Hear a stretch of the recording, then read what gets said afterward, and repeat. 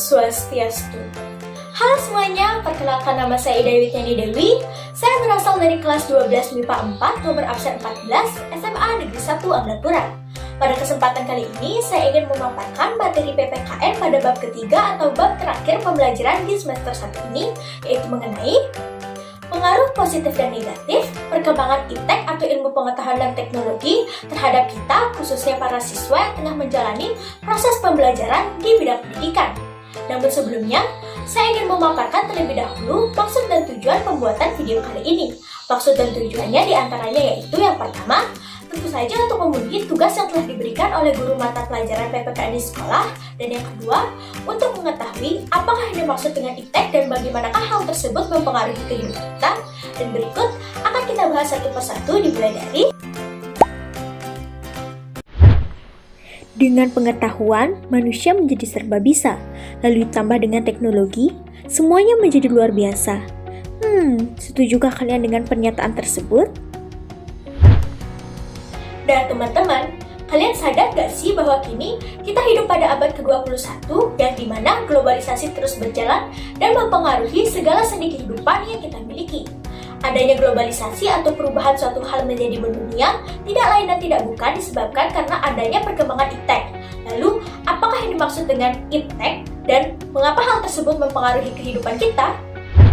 Iptek atau ilmu pengetahuan dan teknologi merupakan sebuah ilmu yang mempelajari tentang gejala-gejala alam beserta peristiwa yang terjadi dengan menggunakan teknologi sebagai pendorong kegiatan yang ada di dalamnya. Salah satu perkembangan ilmu pengetahuan dan teknologi yang mungkin sudah tidak asing lagi bagi kita adalah smartphone. Perlu kita garis bawahi bahwa menurut data dari Kemenkominfo, jumlah penggunaan smartphone atau ponsel pintar di Indonesia mencapai angka 89%.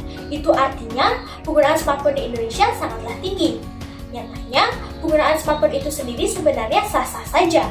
Namun, perlu ditetapkan usia minimal yang diperuntukkan bagi seseorang untuk memiliki smartphone dan juga diperlukan pengawasan orang tua dalam penggunaannya.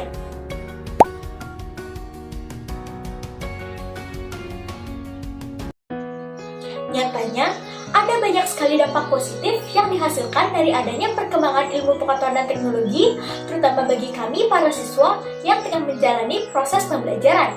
Di antaranya yaitu mengingat kondisi kita yang tengah menjalani masa transisi akibat adanya pandemi COVID-19 mengharuskan kita untuk mengurangi kegiatan ataupun aktivitas yang ada di luar rumah. Nah, dengan adanya ponsel ataupun laptop dan lain sebagainya sebagai hasil dari perkembangan ilmu pengetahuan dan teknologi, hal tersebut memudahkan kita untuk melakukan pembelajaran jarak jauh, dimanapun dan juga kapanpun, tanpa perlu berkumpul dengan orang-orang banyak.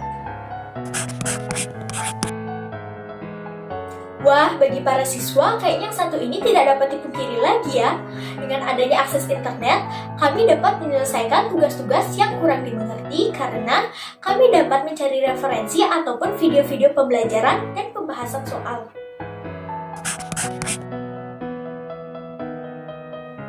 Nah, di antara kalian, siapa nih yang suka mengantuk di kelas ketika mendengarkan guru berbicara? Kini dengan adanya perkembangan ilmu pengetahuan dan teknologi, terdapat berbagai media pembelajaran yang dapat digunakan dan tentunya lebih menarik lagi. Seperti contohnya pada penggunaan PowerPoint ataupun video-video animasi. Dijamin deh, kalian gak bakal ngantuk lagi ketika pembelajaran. Loh, kenapa lebih kreatif? Tentu saja dong, sebut saja contohnya pada saat pembelajaran PPKN di sekolah yang membebaskan siswanya untuk merdeka belajar. Setiap siswa pastinya memiliki kemampuannya masing-masing. Ada yang suka berbicara, ada yang suka menggambar, dan ada juga yang suka menulis.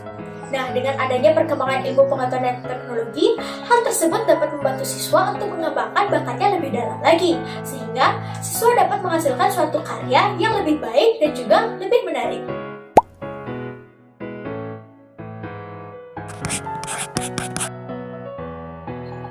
Loh, bukannya tadi dikatakan perkembangan iptek dapat membuat siswa lebih kreatif ya?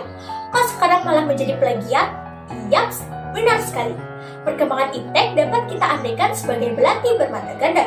Ada yang tajam, ada juga yang tumpul. Ada yang positif, ada juga yang negatif. Mencari ide ataupun materi di internet sebenarnya sah-sah saja, tetapi hanya digunakan sebagai referensi, bukan untuk disalin kembali. Masih berhubungan dengan aksi plagiarisme tadi, sikap siswa yang asal mau copy paste jawaban di internet membuat mereka menjadi malas. Pada akhirnya mereka akan berpikir, buat tugasnya nanti saja. Lagian tinggal dicari di Google, terus salin deh. Nah sekarang jika kita bayangkan, buat apa kita diberikan tugas jika pada akhirnya tidak dipelajari? Sikap seperti itu tidak patut ditiru ya teman-teman. Dan yang terakhir yaitu memupuknya sikap mencontek yang pada akhirnya dapat menurunkan kemampuan siswa dalam pembelajaran.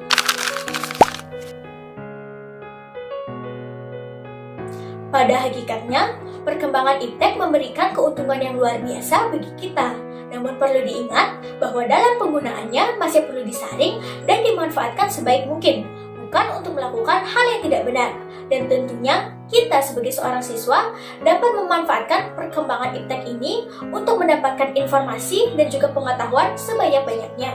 Nah, sekian yang dapat saya sampaikan. Jika sebelumnya terdapat kesalahan-kesalahan dan kekurangan, mohon dimaafkan. Akhir kata saya ucapkan terima kasih dan sampai jumpa. Om Santi Santi Santi Om.